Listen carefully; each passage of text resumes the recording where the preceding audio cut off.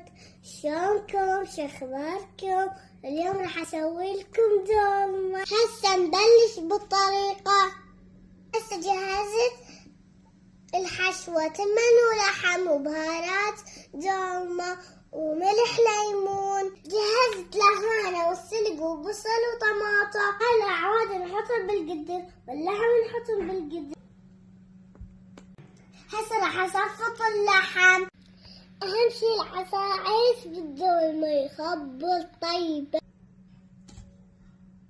هسه صفطت كل اللحم، شوية بهارات دولمة، وراح اخذ ملح الليمون، شوية فلفل اسود، وهسه راح ابدا نف.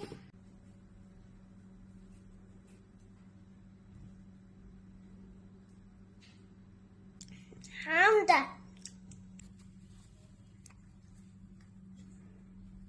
هسه خلصت الدولمة راح اذبها على النار. استوت الطبخة، تعال شوفوا شلون طيبة. 1 2 3.